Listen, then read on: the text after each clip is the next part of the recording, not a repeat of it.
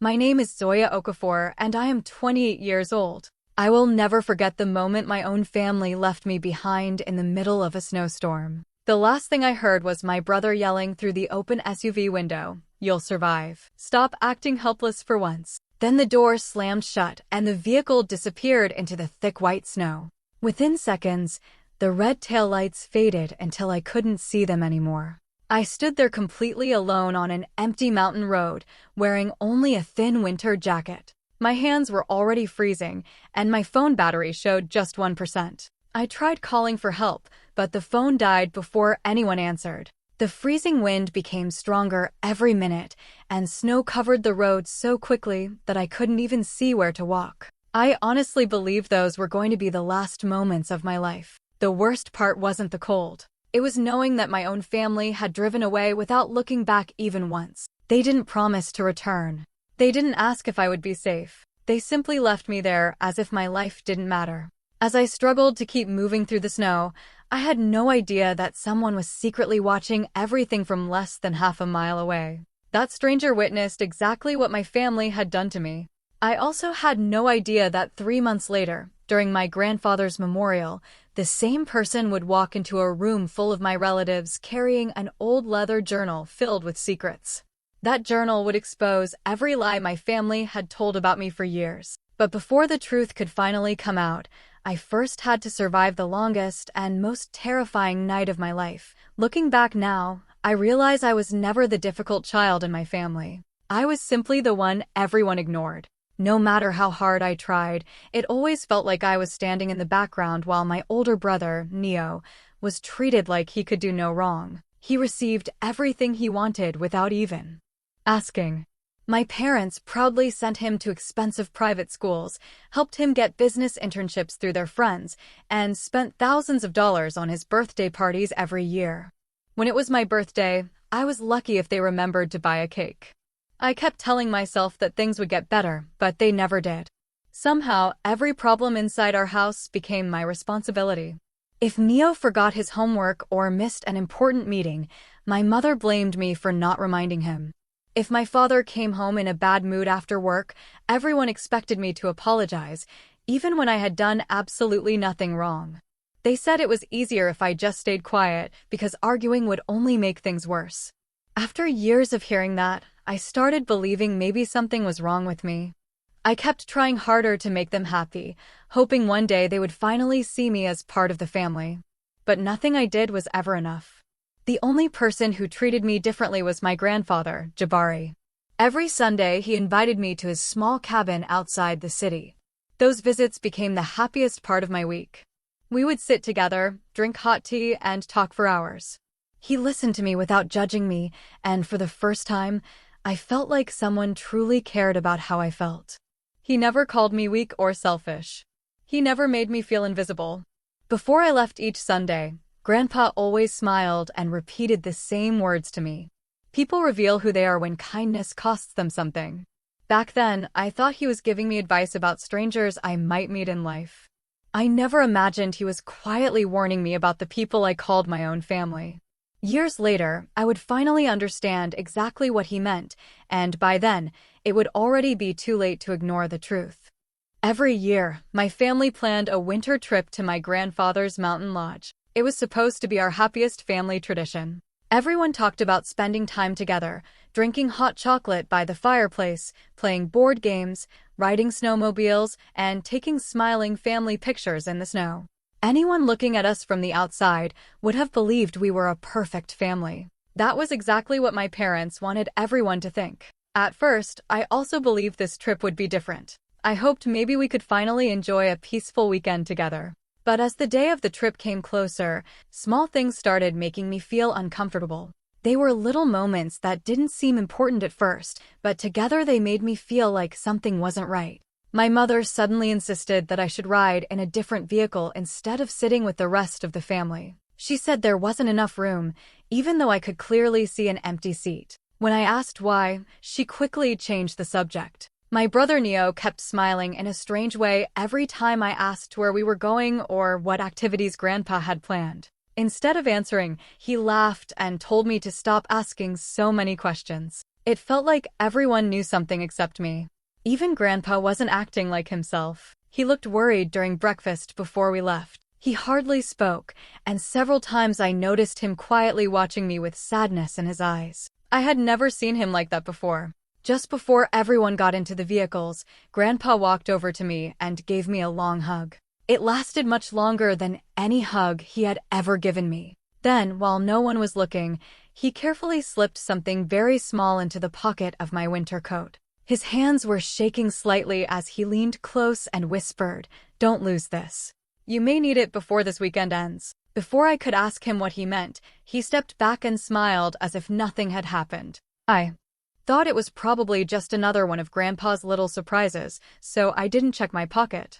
I had no idea that the tiny object he gave me would soon become one of the most important things I had ever received.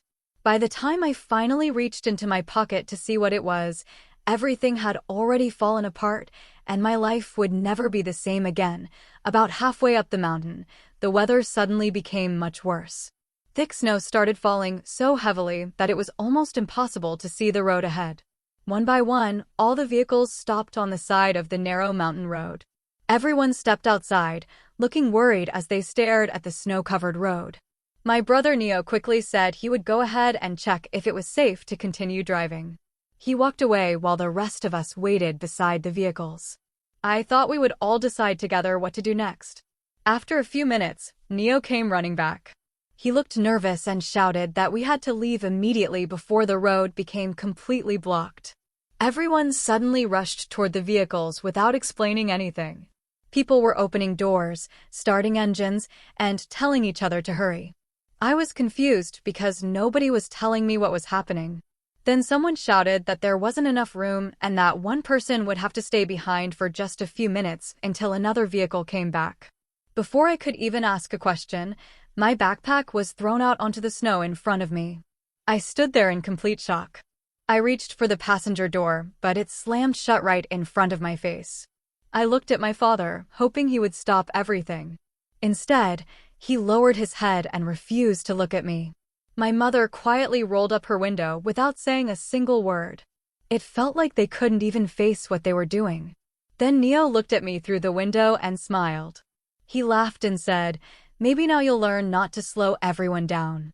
A second later, the vehicles started moving. I waited for someone to stop them.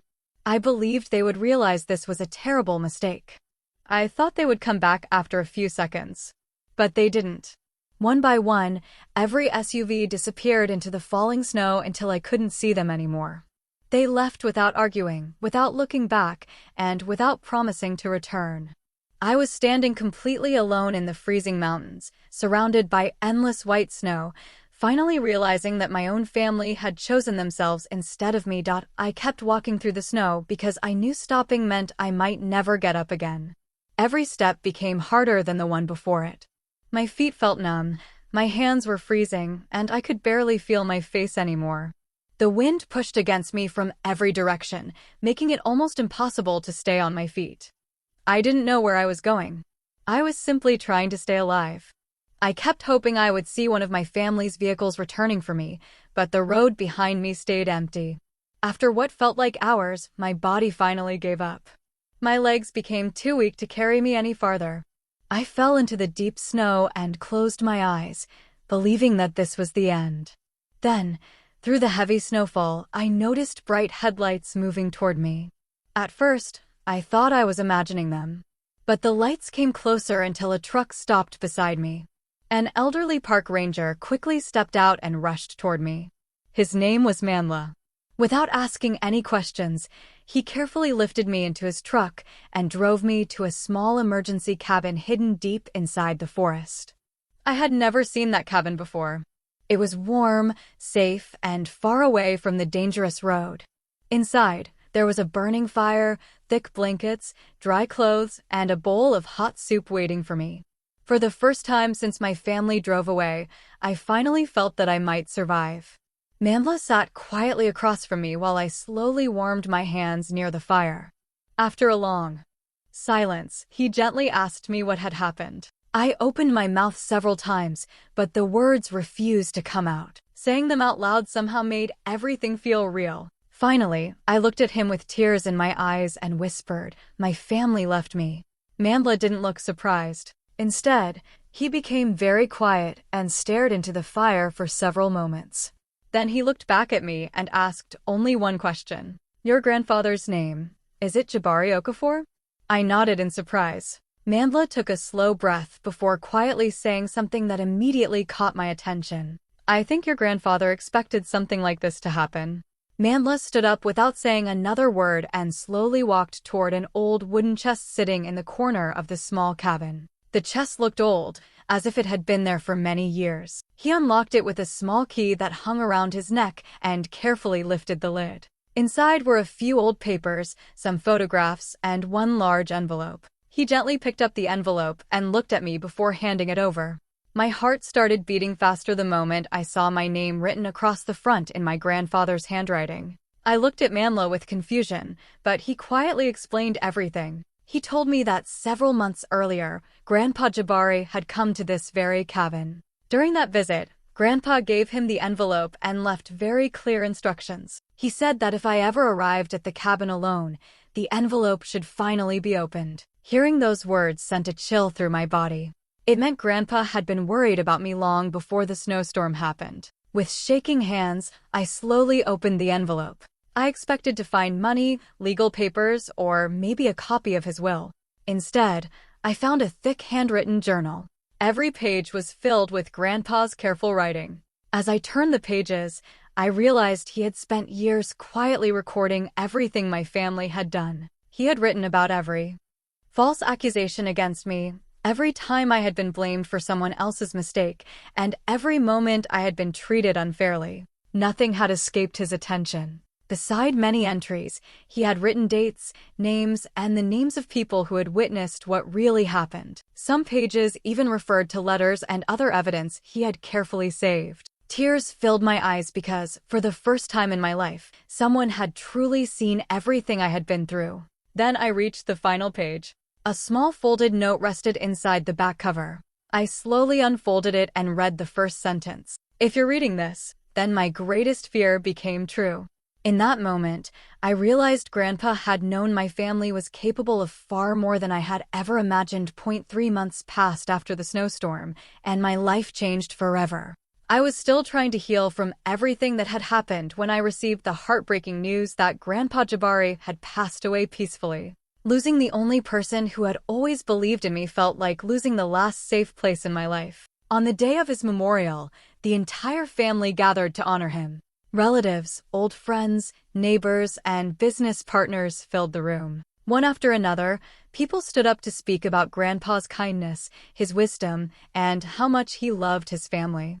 Everyone smiled as they shared happy memories. My parents acted like they had always been loving children. My brother Neo looked calm and confident, shaking hands with guests as if nothing had ever happened. Watching them pretend to be the perfect family made my heart ache, but I stayed silent. I didn't argue or interrupt anyone.